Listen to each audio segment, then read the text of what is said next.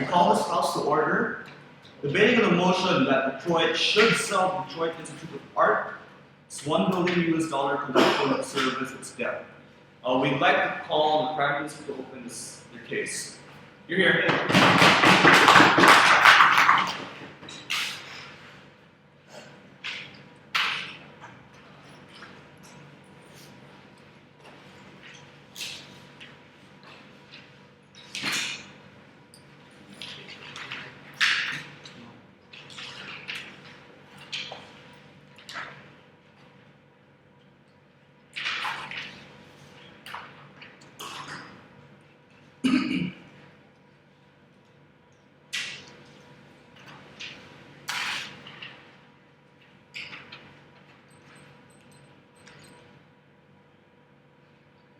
Mr. Speaker, ladies and gentlemen, Detroit only became a large city because of the American car manufacturing industry. However, in the last few decades, car manufacturing has suffered due to the high labor costs that it requires in America. This means that Detroit's condition has deteriorated significantly in the last few decades, as car factories could not help but close down and jobs were lost. This has happened, and the economic downturn has happened to such a great extent that entire streets and entire neighborhoods within Detroit are completely empty. Let's face it, the status quo is failing, and Detroit is becoming more and more of a ghost town as the government stands and does nothing. This has resulted in a crisis in city government finances. Why is this? Because the city council is attempting to provide services for a fewer number of people due to the flight of workers, right? This also means that the city council is collecting revenue from a fewer number of people. As a result, the city council finds itself difficult to finance infrastructure that people sorely need. As a result, Detroit is not investing in the infrastructure required for revitalizing the economy that is sorely needed. So, from side proposition, what's our model? 2 steps. Firstly, we think that the City Council should sell all its arts collection from the Detroit Institute of Arts for the nominal value of $1 billion it would receive. We think this value is fairly certain, and it's been valued by art collectors all over the world. Secondly, we think then using that capital that they have received, we will now invest in a few things. Firstly, we'll invest in more tourism so that we can revitalize the industry, that we can revitalize Detroit by bringing more capital in. But secondly and more importantly, we want to shift the focus of Detroit's economy away from car manufacturing to other high-tech manufacturing, right? So what we will use this capital to do is we will try to use the factories that we already have and refit them to generate more high manufacturing things. So instead of making cars, we'll try to make things like computers and other high-tech things, which we think that Detroit and American populace is very good at doing because they are very high-skilled. And even though the labor costs are high, those are the things in which they have a comparative advantage in producing. And that's why that is a good thing. So how will we facilitate this? We think we can facilitate this through things like tax breaks. We can do this through the development of more schools to develop even more high-skilled workers. We think we can do that with the finance that we get, and that's a good thing. 2 main arguments from First Affirmative. Firstly, the nature of the crisis in Detroit and how it's the government's responsibility to step in now. Secondly, the relative value of arts in crisis and how it's much lower. Firstly, the nature of crisis in Detroit and why the government steps in now. I've already alluded to you the problematic status quo in Detroit. Detroit's condition is not bad because of an irresponsible government. It is bad because world trends have dictated that car manufacturing is now an unprofitable thing to invest in. However, the scale of the problem is such that it is immense and irreversible. It is a fact that car manufacturing is not coming back to America. Those jobs have already been taken and consolidated by places like China and India, which have a comparative advantage in doing those things. So it is not a temporary downturn, it is a permanent downward trend. As a result, I'll give you a few consequences of this. Firstly, that people are now moving away from the country, from the city in swaths, right? Like the population is declining. What is the effect of this? It means that the business sector and the economy of Detroit itself has suffered. Why is this? Because the markets for the people who remain decline. When there are fewer people with purchasing power, there are fewer consumers and fewer goods which are purchased, which means that it's no longer as profitable for other people to run businesses, for other people to sell things and to make a profit. Those people would then suffer because they are no longer making as much revenue as they could have, right? This results in a quality of life decrease and a decrease in the amount of goods and services that Detroit has, because the loss of jobs has a multiplier effect on the people who stay behind. We think this is bad. It means that those people suffer right now. But secondly, we also think that the Detroit's government and the US government have done all they can. They've done all they can. The state has run massive budget cuts in its amenities and has run austerity trying to cut jobs. We think the state has done that, and even the federal government has attempted a bailout that failed. What does all this indicate? It indicates that Detroit needs something more. It needs something extra, and we think that the money that we've done is insufficient, and that's why we need all that we can to achieve the goal that we want. We think the role of the government essentially is always to provide primarily an economic standard of living before anything else, and that's why we think this is so important. Second argument, the relative value of arts within a crisis. As I said, it is always key to provide economic development over the arts. Why is this? 3 reasons specific to Detroit. Firstly, because people overwhelmingly care more about jobs than about arts. That's why jobs are always a central electoral issue within America, right? Like Barack Obama always says that he wants to create more jobs. Why is this? Because jobs are central to the people's concern.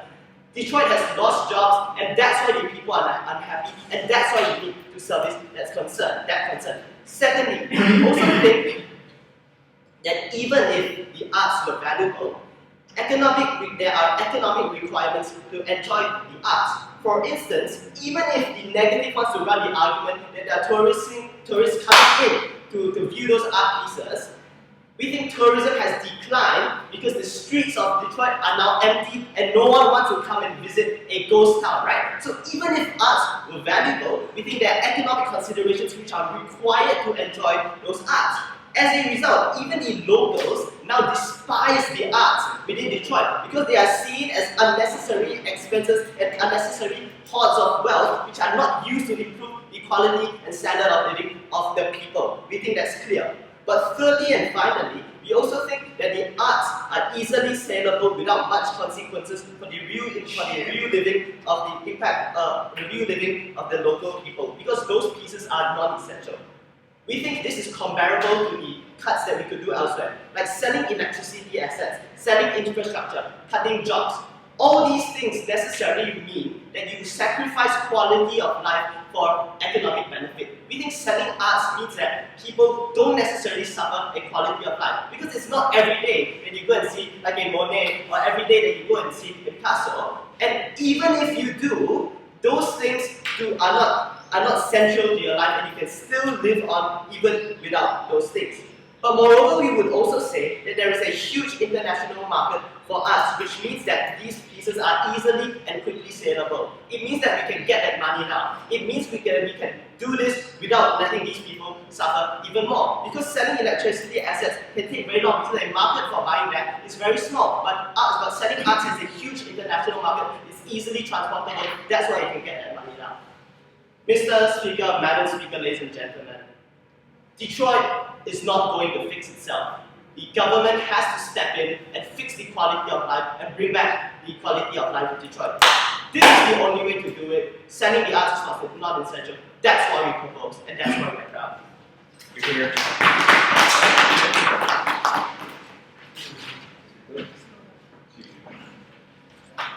We'd like to thank the previous speaker and now open the opposition case. First Nick. You're here.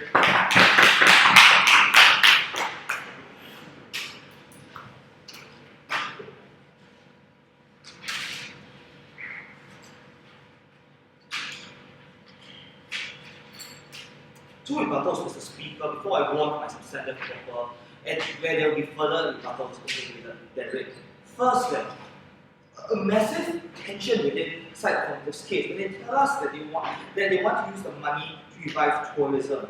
When he then goes on within substantive to tell us that there is no tourism anymore within the city, because entire streets are are devoid of Detroit, Mr. Speaker. If they're going to sell one of the key things, one of the key reasons why anyone would go to Detroit in the first place, then how would he be then able to revive tourism, Mr. Speaker? More importantly, we don't believe that they're being necessarily very fair regard to the motion when we talk about having this $1 million to service instead and not to engage in any form of Keynesian fiscal policy, Mr. Speaker. Second issue I talked about is the idea of art, right, Mr. Speaker. We know that the Detroit Institute of Art is not like the Tate Modern or the Museum of Modern Art or any of those big museums out there, right? It doesn't have Picasso's or the Monets or any of the Renaissance masters. Right? What kind of art does the Detroit Institute of Art have? It has art specific to Detroit culture, to its black culture, to its automotive culture, Mr. Speaker. We believe that this art has most value because one, it is within Detroit, two, because it's all housed together within this collection, Mr. Speaker. We believe that any sort of sale, Mr. Speaker, reeks of desperation. A theme I will continue on with my substantive, reeks of desperation, and this means that even though it does have a nominal value of $1 million, any sort of fire sale, the city of Detroit and previously means it will gain necessarily much less money than that. And therefore, any kind of policy they want to engage with means it's not going to be as effective, Mr. Speaker. And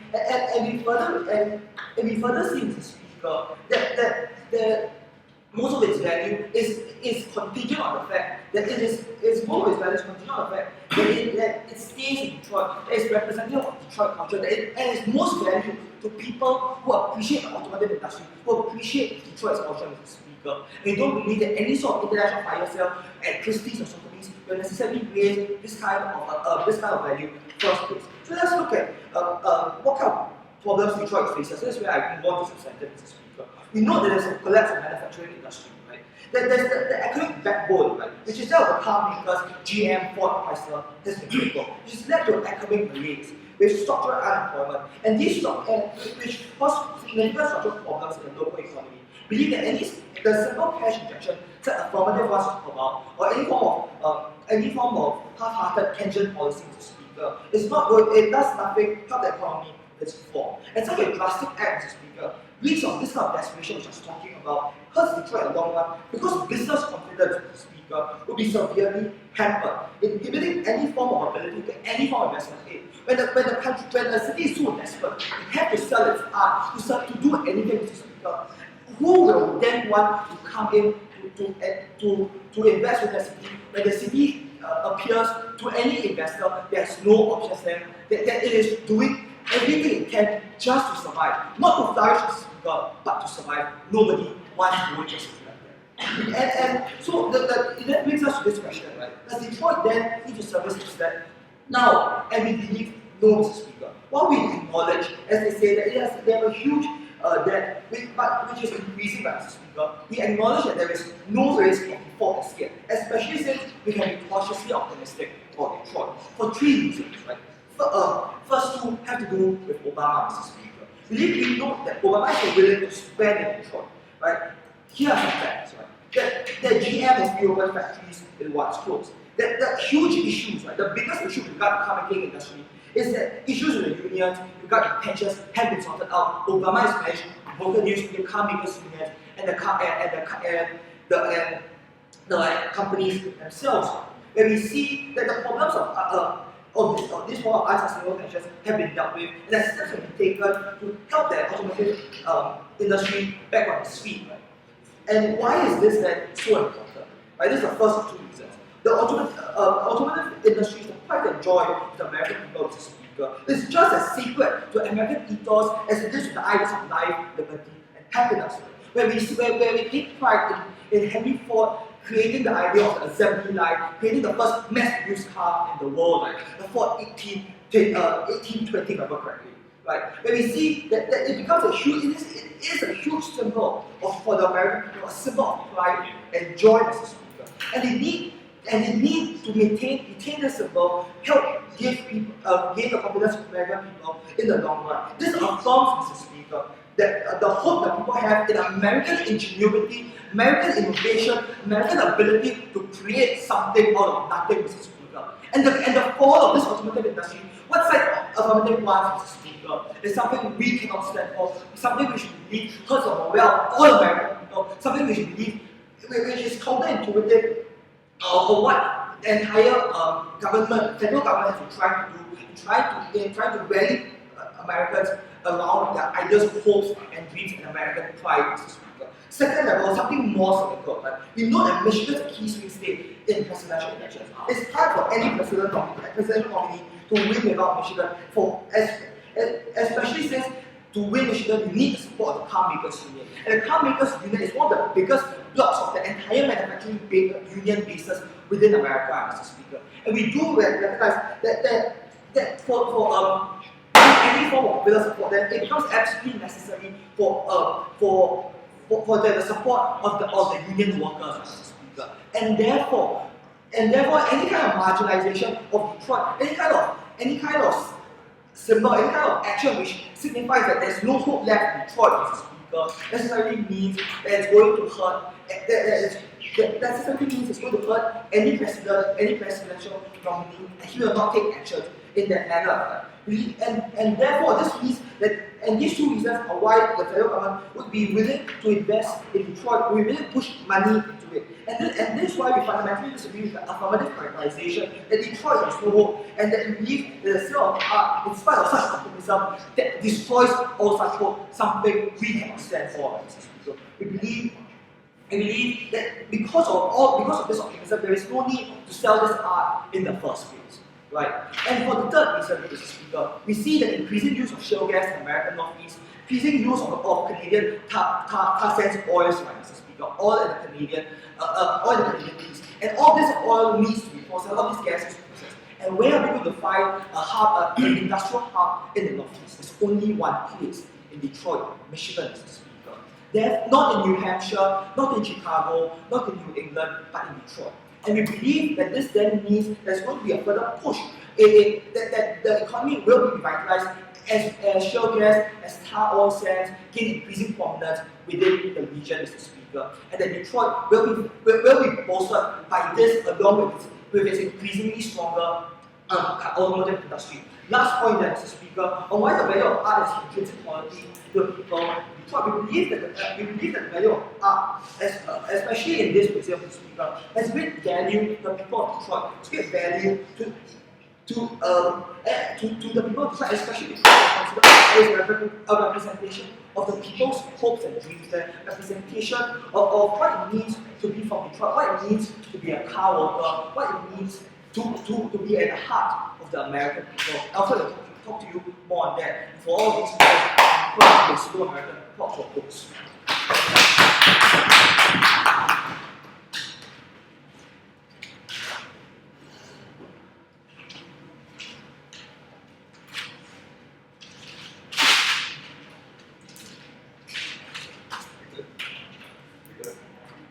We thank the previous speaker for his comments. We'd like to welcome the second half.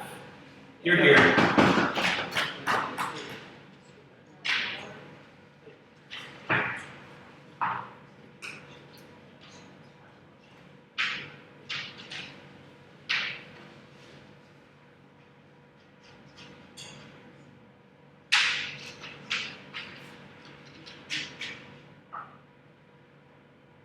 Mr. Speaker, before I begin, I'd just like to clarify something about our point.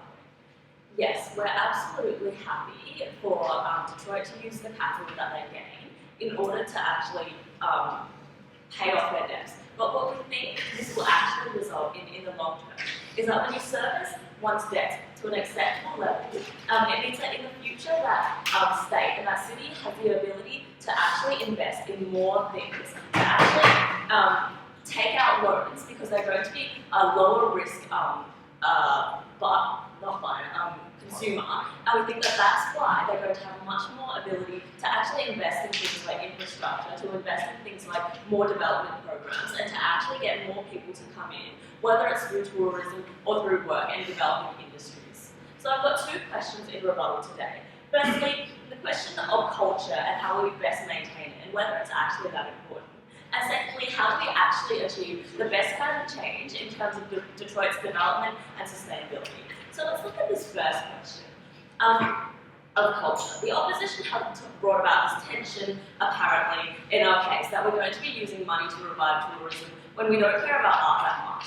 Well, here's the thing, right? Tourism doesn't come about just from art. We think that, firstly, they are absolutely able to bring about tourism for the things that they're actually famous for. So things like cars, and we can absolutely bring about tourism in terms of their culture in much cheaper ways than $1 billion. We think that that's absolutely doable and is not mutually exclusive with our model. But more than that, we think that we're going to bring people into the city, not just through tourism, but through things like other industries and immigration of workers, because we're going to be bringing in more development. But more than that, I wanted to talk about Detroit's culture. Well, we think that, sure, art is important in some cases, but when you compare it to actually maintaining a high quality of living, a high standard of life, then it absolutely doesn't outweigh it. But more than that, we think that tourists are far less likely to visit a city for its art if it's crime-ridden, if it's half empty, if it provides barely any services, and if the quality of sanitation and services is so low that there is no real incentive to go there at all. We think that art is something that comes after development. It's not something that necessarily facilitates it. And finally, in response to all of their points about art, here's the thing. The art isn't going to be burned in some warehouse. It's going to be redistributed to other areas where it can still be redistributed to still be appreciated. We think that it's absolutely possible to have, memorials to Detroit's culture in other areas. We think that that's perfectly prevalent in art cultures all around the world, and it's something that's perfectly feasible. But let's look now at the second question about how we actually achieve the best kind of development and change for Detroit. Well, what we've heard are some very interesting analyses from the opposition. Firstly, we've been told that selling the art gallery looks like desperation, and desperation basically looks weak. Well, we think that that's not true at all. We think that people living in Detroit are the ones who are suffering because people are moving out, they're losing their market, they're losing the availability of emergency services and things like that. And we think that when they see that their local government is actually doing something to help and not just letting their town become a ghost town, we think that that's actually showing that the government is doing something. It's fulfilling its role and it's actually reinstilling faith in the government rather than just letting these people run away in a town that's rapidly becoming more and more rural. So, then they told us that cars are the symbol of American pride and that that's what's going to help prop up politics. Well, we have a couple of responses, right? Firstly, we think that the car manufacturing industry is failing and the government probably should try to prop that up anyway. They should invest in things that people are actually best suited for. But more than that, we think that, sure, even if the car industry isn't failing, that's no guarantee that they're necessarily going to open in Detroit. They never showed us why that was going to happen, especially when the services were declining so much. We think that without basic infrastructure and services, Shell and other industries like that are going to find it much cheaper to set up, Shell and GM and all that, are going to find it much cheaper to set up their new manufacturing, their companies elsewhere where they're going to be able to actually do these things in a much more efficient and cost-friendly kind of way. But more than that, we think that when you compare someone's politics and whether a politician will be popular versus a failing city, the failing city's needs far outweigh that politician's need for popularity. We think that it's not as important and that propping up a failed industry, moreover, and one aspect of an American society's culture isn't as important as saving a failing city. So we've told you that A, the politics doesn't matter, but B, if the politics does matter, our model actually makes it much easier for those politicians to become popular with voters and to show them that they're actually there to help them and not just to stand for one symbol or one icon. We think that that's far more important when they take on the larger perspective. But let's move now to my one point of substantive, which is basically how a model actually facilitates social and technological development in the wider society of both America and other areas. So I've got 2 points within this. Firstly, in terms of arts and culture, well, we think that, as I said, this art doesn't get destroyed. We think that that's actually a really good thing, because what happens is that art doesn't stay in one area where it's stagnated, where few people actually come to visit. We We think that this art gets redistributed to private collections where people will like it much more. We think it gets redistributed to other galleries where there will be far more traffic and far more people to actually appreciate it and learn about the culture that it represents. Further, we think that when you have a well-run and well-satisfied area, that means that those people living there are much better able to create and to appreciate a culture rather than having something that is just sitting there and gathering dust and not actually contributing much to society. But more than that, onto my second kind of area, which is development in high-level industries and the economy within the US. Well, we think that when people are moving away from these towns, it means that there's actually an influx of workers in other regions. It means that there's more competition for jobs in other areas. Well, what does it mean? It means that those people who are living locally in other areas suffer, but more than that, it means that there's far more competition, and it means that there are fewer people who are actually able to work where they're most suited for and where they are happiest. What does this mean? Well, A, it means there are fewer jobs available, and B, those people in those jobs aren't necessarily the most suited to those jobs. We think that that's quite harmful because it means these people are less happy, less likely to be productive, less likely to be efficient in their work and to actually contribute the maximum potential that they're able to the economy and to the industries. But more than that, we think that Detroit at the moment is a dead economic region. We think land and manufacturing areas are being abandoned when they have the potential to actually contribute quite a lot. What we are doing is increasing the movement into the region through increased infrastructure and increased development. We think this increases the potential for more high-level development and manufacturing companies to actually enter. So we're not just letting these areas go to waste so that they can actually contribute. We think this is really good because it means there's more demand for workers. We have more jobs for skilled workers. But more than that, these businesses are able to contribute to wider American society in terms of technological, industrial development. We think that those kinds of things give us long-term societal benefits. So we're proud of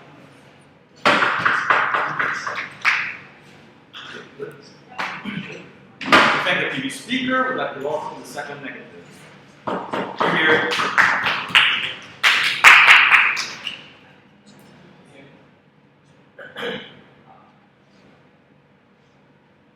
Justin, maybe. Sorry? Can I start? Yeah, go.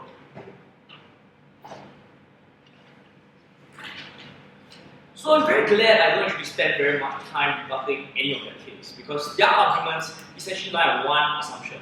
We have money, we spend money, things magically get solved.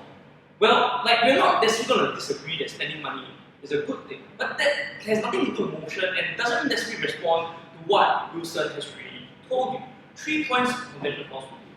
Does what affirmative is proposing make any financial sense? Secondly, is it even necessary in the first place? And thirdly, is the manufacturing industry still sustainable, given that they concede that the Detroit Institute of Art is an important symbol of that manufacturing industry. So I'm glad we don't even have to prove that because they agree with us. Right? So the first point of contention. We say told you that art is an appreciating asset, right? Whose value far outpaces the inflation as well as the price of gold. More importantly, it's also an asset that brings in continued revenue through museum receipts or as a tourist draw. It's also worth least in the time of recession. It's also worth less outside of Detroit because these art pieces are tied down to the geographic location where they symbolize. So we think that the current status quo is the worst time to sell this art, especially because the only issue that such affirmative have come up with is an issue of liquidity. So don't let them bullshit you in thinking that this will eventually solve all structural problems, that they will solve crime, the city will not be half empty, somehow they eventually transport people there, they're just getting more money, right? So that's where the debate is about, how to get more money. So this question, is it then necessary? Again, we say told you that Detroit, Michigan are key swing states, and jobs and economies are things which are hugely politically popular, and that's why both the Democratic Party and the Republican Party will be more than willing to offer federal funding to support Detroit, to build whatever infrastructure they want to spend on all the things that they want. If truly these plans work and are so magical, we think there's no reason why the federal government wouldn't be willing to give them money. So despite the fact that there's high debt in Detroit, confidence remains high due to the backing of the federal government. Never mind the fact that the development of shale gas extraction as well as refineries for tar sands will probably bring in much more revenue to this area for the next 10 or 20 years. Again, no response coming out from their side. Thirdly, is the manufacturing industry still sustainable? And this is where they lived in the world in the 80s and 90s where manufacturing outsourcing was from China. But what's going on in recent years is that what we see is that many manufacturers in China are starting to produce back in America again. And what explain to you why? Because of the increasing cost of wage inflation as well as the price of currency within China, such that within coastal cities, right? Coastal cities of China, like the manufacturing costs have doubled or tripled, even tripled over the last 10 years and projected to continue to do so over the next 10 years. And that's why there are only two options these manufacturing industries can do. They can move to the inner city of China where transportation costs are even higher, infrastructure is not that readily available, or they can move back to America, which is what they're doing. Why? Because firstly, the supply of the factory can be flexible towards market demand, hence incurring huge cost savings. Secondly, it is simply cheaper to produce, believe it or not. I think you're much more knowledgeable than them. Thirdly, you expand your consumer base in the localities because of patriotic Americans want to buy American cars like built by Americans. And fourthly, because of experienced workers on the ground, which means that you don't invest in training because most of the people there already know how to do the job. So this is the reason why Ford and GM have been reopening factories all over Detroit, creating tens of thousands of jobs, which is something Obama repeats every single time in every chance he gets because he recognizes that is popular. How do you do so? You do so by using payroll tax cuts, by curbing labor unions, by targeted subsidies, which we think all have been successful. Having dealt with that, let's move on into my substantive. Right? Where I'm not talking about how this art is an embodiment of hope. Because the proud state of Detroit, once a flourishing manufacturing hub of USA, is rich in its history, culture, and pride. All of it is epitomized by those art pieces. They are not just like a normal art, right? It's much like a national treasure, Detroit, which reminds the people of Detroit of the great city that they once was, but they also can be in the future. This is the same reason why, for example, China will never sell its national treasures from the Qin or the Han dynasty, because those are symbols of when they were the kingpins of the world. That's a symbol of their nationalistic pride, right? So this is something that individuals on the ground cling on very dearly to, not just as a memory, but something they can aspire towards. And we think it's like morally repugnant of our community to simply piss on these ideals, piss on this aspiration, and just say, oh, it's not that important, people don't really care. Because as long as the Institute of Arts still stands, just like in China, as long as the wall of China still stands, there is hope for the future. Because this is what allows people to try to rally around the symbol of what made America great, which the implementation of the American dream, American ingenuity, hard work, and resilience. Why? So why is this particularly important in this day? This is important especially because this narrative fits into the government objectives of trying to make Detroit what it once was again, which is why it's important not to prostitute away your art pieces, because it means abandoning of what Detroit symbolizes. Right? So we think that given that the government objectives are to rejuvenate those same industries, you need buy-in from the people as well as investors that Detroit can and will rise again. Because the existence of these treasures in Detroit is evidence and proof that this is a sustainable way to grow to becoming rich. This is what will convince your young, talented teenagers to stay within Detroit, to go through the urban rejuvenation process that you want to talk about, to convince other people that Detroit is a great place, that you can come back to Detroit and there's a future for you. This is what boosts investors' confidence when GM and Ford still can point to just those same prototype models that still lie within their museum and say, this is home, this is where we belong, and use that as a marketing strategy to sell more cars, to make Americans care and believe and want to buy their cars. Right? So, more importantly, on the flip side then, what will happen if you sell off these art pieces?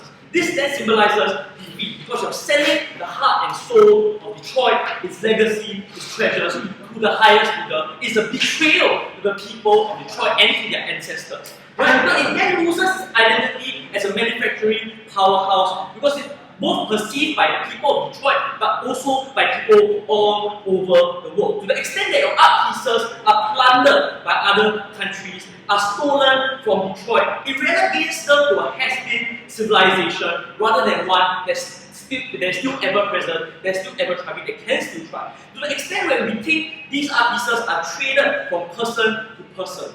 You're essentially prostituting this art. You want to haul out your wife, why would you then haul out your history, culture, and legacy? You see, that's probably worse, more humiliating to the people of Detroit than simply burning those art pieces. Because they don't believe that these art pieces will be appreciated by other people elsewhere. Who are these other people elsewhere who can afford to pay for these art pieces? They are like rich, obnoxious Chinese men who don't understand or appreciate the true value of the art, who hate the Detroit piece of art as proof that we, China, are on the rise again and the Americans shall kneel beneath our feet. Because it cheapens the entire idea of Detroit, the entire idea of the American dream. How then do we attract tourists? How do we convince people to stay? How do we convince people, businesses, to have confidence in Detroit? We think that the Detroit Institute is not just a building, it is a symbol.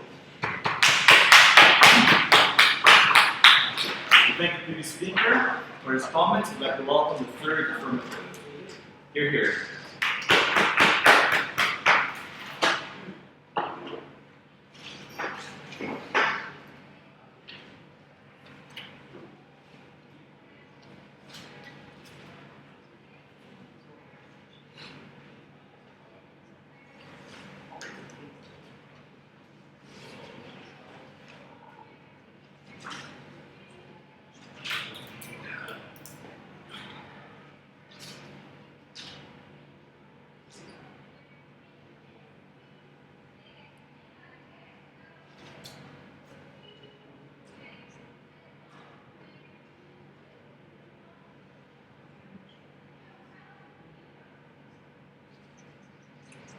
Despite some hilarity at the end of that speech, the negative team could never fully understand what the implications of servicing debt obligations have for what the city government can and we propose should do in the future to revitalise Detroit to the point where it reverses the irreversible trends that have been occurring today. What our model does is service debt obligations. What that means is that Detroit is more easily capable through lower borrowing costs, through simply having more capital at their disposal to implement the policies that our model actually proposes. So it was not enough for the negative team to simply say that, oh, it's just about servicing debt obligations, because servicing debt obligations have following consequences for city finances, have consequences for city policy, and have consequences to whether that city can survive in the long term and whether it can reinvest in a new direction. There were two main questions in this debate. Firstly, can Detroit save itself without our model? Secondly, how valuable is culture as represented by this art museum?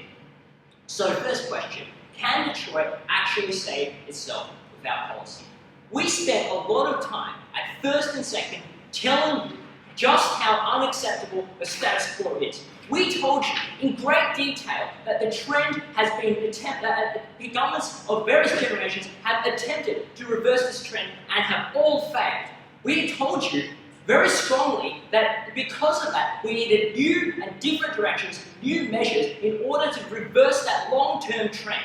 We had never heard sufficient response from the negative team as to why that status quo was unacceptable. But they did have responses. Let's examine some of their responses.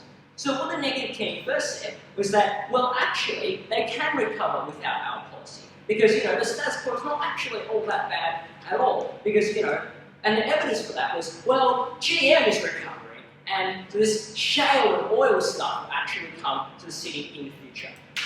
Two bad responses. What they ignore is that Keith already told you just again how unacceptable the status quo is. The problem is that if they say the status quo is okay, the evidence is not in their favour. Detroit has continuously lost people, but has continuously lowered its population over the last few decades, even after President Obama bailed out GM, even after shale and oil gas drilling became prominent in the last decade. Even after these factors, Detroit is still yearly losing population. So that status quo is not represented well by what they say. But secondly, even if Detroit has some kind of potential, small potential in the future to recover, we think that the current trends suggest that that potential will be completely wasted. It will be completely wasted because it will be overwhelmed by the future damage if we do not take up this policy. Because if we do not take up this policy and the trend of population continues to climb, it means that the provision of city services, the investment in city services and infrastructure will be insufficient in the future. What this means is if that kind of investment is insufficient, it necessarily means that companies will choose to invest elsewhere. We have already seen that despite the bailout and despite GM recovering, it has not actually always opened stuff back in Detroit. Jobs have often been relocated elsewhere for General Motors. It is not a problem that it's not the case that GM just decided we lost a lot of Detroit jobs, we're going to put back all our Detroit jobs. It's a case that they lost a lot of Detroit jobs, they're not giving all those jobs back. So what we need to do is actually give them that kind of incentive, and that is what the negative team has consequently consistently failed to do. Alright, so what did they then say? They said that, because China manufacturing costs are increasing, they will eventually go back to the US and therefore Detroit will benefit as a result. This is fundamentally true and completely logically flawed. There was not two choices for manufacturing. There were never two choices. It was not either you manufacture in the United States of America or you manufacture in China. That was never the case. You could always manufacture in the place that is the most cost efficient for you to manufacture. And that place, clearly, if it's not the US and it's not China, they go to a third alternative. They go to places like Southeast Asia. They go to places like India. And consequently, in the future, they go to places like Africa. It is not the case that these jobs will simply just go back to the US simply because China's manufacturing costs have increased. That was completely false and extremely disingenuous from the negative team. Then what did we hear? We heard then on this issue that, actually, they created jobs through these bailouts and GM is opening new factories in Detroit, therefore that's fine.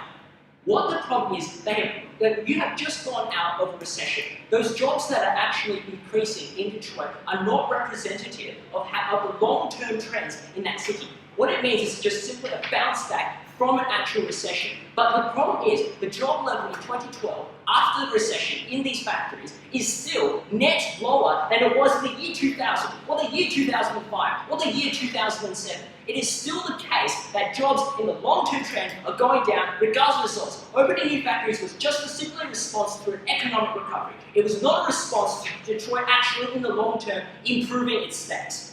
Alright, finally on this issue, what did they say? They said that, actually, they won't believe in this government initiative, and because they won't actually do what the government tells them they should be doing as a result of their confidence. What this ignores is keeps analysis at the very beginning of this debate that jobs are the most important things to people. Jobs are prioritized over everything else. It is complete empirical fact, which in negative terms completely ignored, that Americans care about the economy more than anything else. Every exit poll in the US presidential election, every exit poll in any election ever conducted in the United States says that the economy, jobs are the most important things to Americans. It may be different in places like China, it may be different in other places, but in the US, predominantly for this situation, in the city of Detroit, it is always the case that they care about jobs, and they just completely ignore that analysis. Second question, how valuable is culture as represented by the present? So those are 2 points to this analysis. Firstly, how monetarily valuable it is, and secondly, how, in terms of desperation and confidence, it is. So first, confidence. We told you very strongly at Beatrice that locals don't actually just go to these cities just because there's a museum there. They look at other factors. They won't go to a big ass museum if there's high crime in the city because there wasn't sufficient investment in that infrastructure. They won't go there if they can't go there because the airport is tattered and ruined, right? There are certain preconditions before a tourist actually will go there. And they never solve any of those problems with their indefensible defense of the status quo. But in terms of monetary value, or in terms of the negative team, was that, actually it's not worth that much. Firstly, that was completely disingenuous. We never said there would be a fire sale. We never said that everything must be sold today. We said that it will be sold for the value as represented in the topic. And secondly, if it's worth $1 billion in the topic, it's worth $1 billion. You can't simply say that, actually it will be worth less than $1 billion in the topic because that's in the fucking topic, right? Alright. Thirdly, even if we accept that, even if we take that best characterization, even if we accept that, actually it might be worth slightly less, it is still a huge amount of value. Hundreds of millions of dollars is still significant to the city, will still significantly service its debt obligations, and will still significantly mean that in the future it will have a greater capacity to invest in the kind of things that our model represented. Because only those things could represent a change in this direction of that government, increase the confidence of those consumers of jobs in the city, and therefore create the conditions for economic recovery in Detroit. So, no. Okay, in conclusion, we told you that Detroit, the status quo is completely unacceptable, and our policy is the only way to solve that problem. And we told you that that culture is actually not as important as the negative wanted to suggest. We're very proud to propose.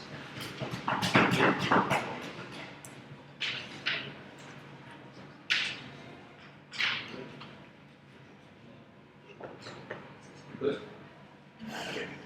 Thank the previous speaker for his comments, and I'd like to welcome the third negative.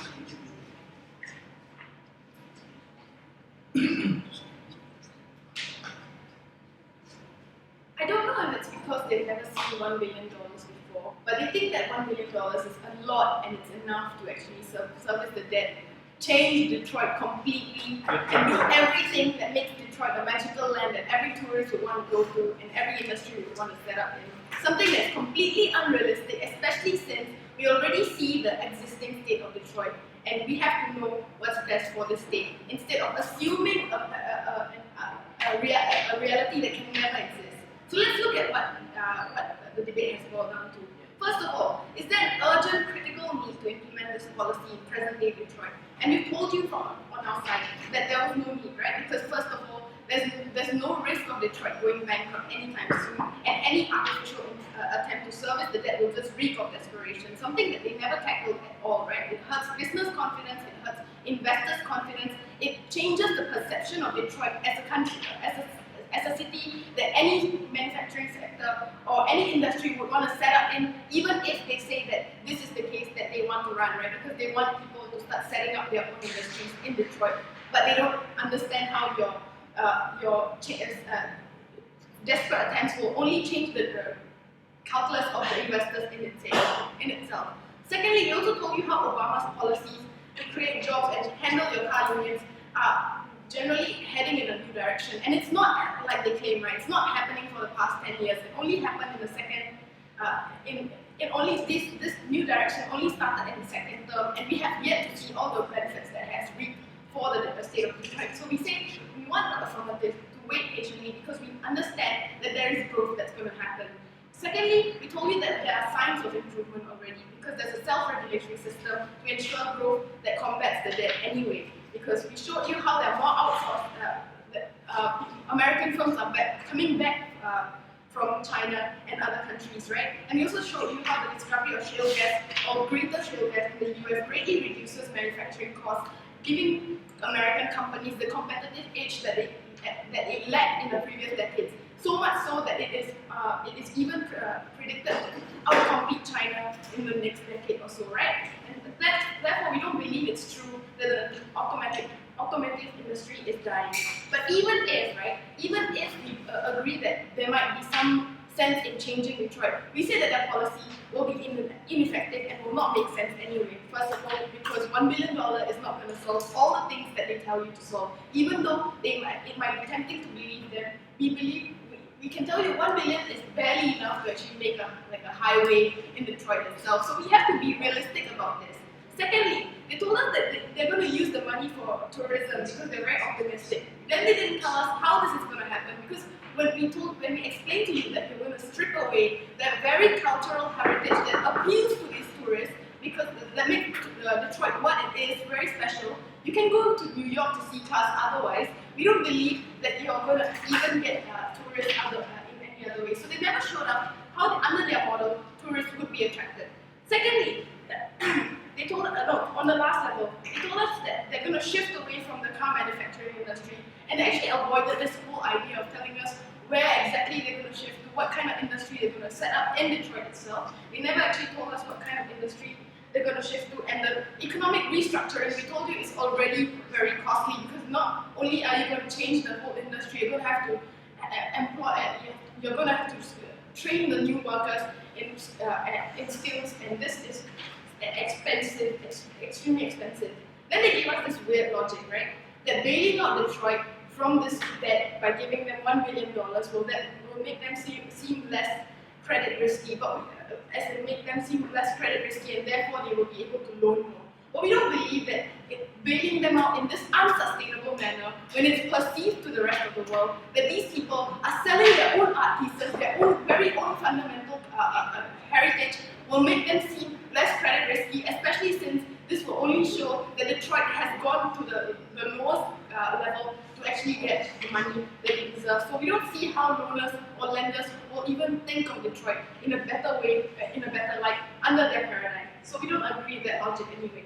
And lastly, we don't believe that there's any necessity to even shift away from the car manufacturing industry because there's existing demand, and the demand continues to grow from American consumers themselves as well, right? We already told you how American people definitely want to buy American cars, and how Obama has been constantly supporting it. So for all these reasons, we've shown you that there's no urgent critical need to implement this policy, and even if there was, their policy is ineffective, and status quo already has a self-regulatory mechanism. Therefore, we win this point. Second question then: does the average man on the street of Detroit benefit from this side effect of this policy in any way? They claim that there are social problems existing, and all these social problems will be solved by the policy. But they never showed us how it's going to be done, right? But use this assumption to base all their other arguments on this, right? They never told us how tourism, or they never told us how you're going to have people who will suddenly have lower crimes. And we don't believe that this problem is mutually exclusive to our paradigm anyway. And even if it is, we've already shown you how social problems are being currently tackled or actively tackled under status quo, when your federal government has every incentive to revitalize Detroit and help solve the problems by creating jobs, by making the average Detroit person feel empowered and feel like they're not being left out by the federal state in itself, especially since Wilson has rightly pointed out that Michigan is a key swing state that actively requires the federal state to give them attention so that they get the vote of Michigan, right? And we also showed you, furthermore, we told you, we're going to show you how your proposed restructuring can actually worsen any social problems that are existing, right? Because you're displacing the very locals who have been used to the car manufacturing industry and making them jobless, of course, because you're not going to have enough money to train their skills, or you're going to eat. And what you're going to do instead is replace them with migrant workers, something that they talked about. We don't believe that this is in any way going to solve any social problems. It might create more social tension because now we feel that the state of Detroit, or the city of Detroit, is being taken hostage by overseas or by outsiders because now you're robbing them of their very own culture and putting migrants in their place and stealing their very own jobs. I don't believe that this is in any way helping the social problems. Then let's look at what we talked about. We told you how art has been very important to the people of Detroit because it shows, it symbolizes hope for these people.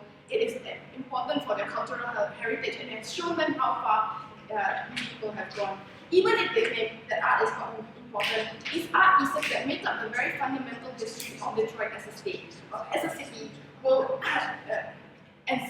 show very much increases the level of desperation if Detroit were to sell these pieces, especially when Alfred has already shown you how much a great of attachment that these pieces will only hold in Detroit because the value of these art pieces are tremendously more than $1 billion can ever give to the people of Detroit. Therefore, for all these reasons, we don't believe that the policy is needed, and if it is, it's not even effective. Don't go with affirmative, go with opposition.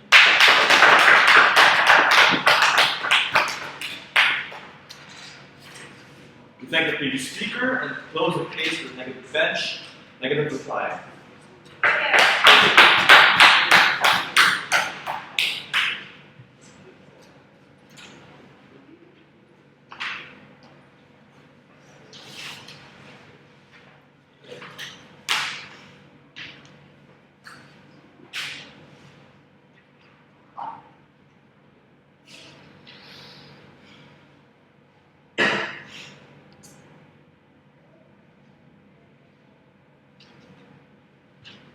Speaker, $1 billion really isn't a lot.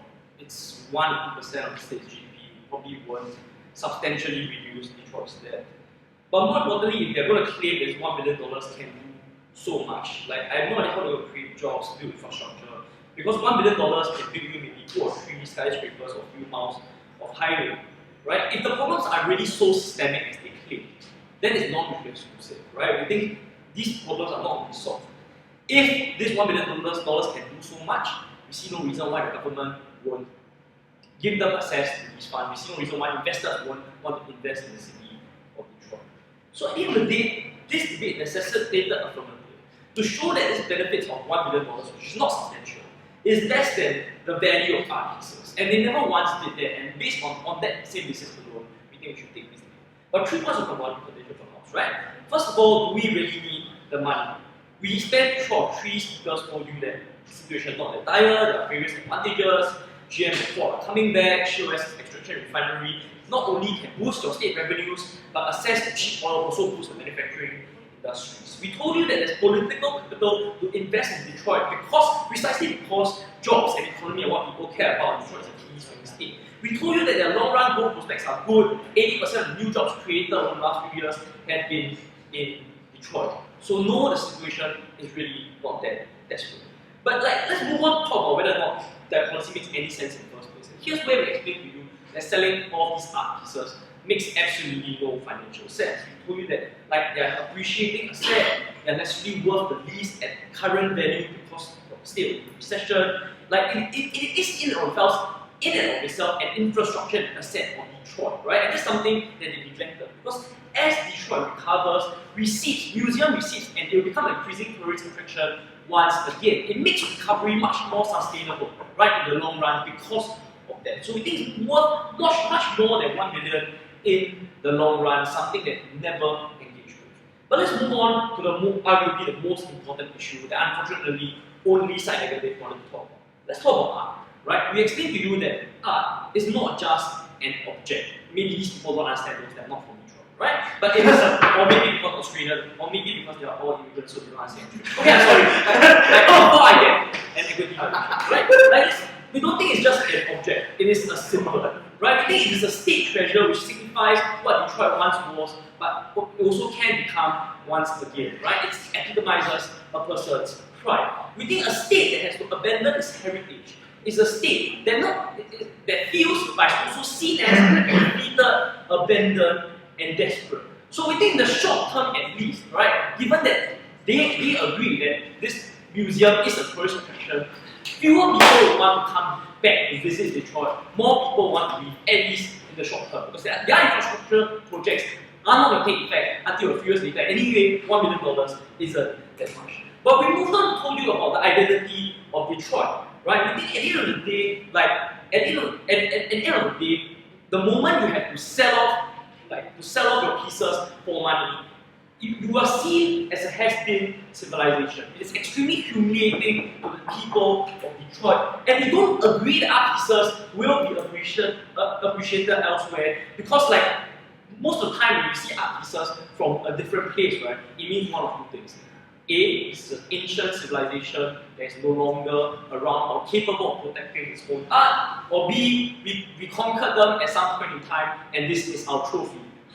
Right? So at the end of the day, these art pieces symbolizes hope. Hope that's so necessary towards the aspirations of the people, towards that political buying necessary to convince people to stay on, to work hard, to fulfill the American dream, and at the same time convince companies to come back home. We thank the previous speaker for his comments. We would like to welcome affirmative reply to close this debate. Hear, hear.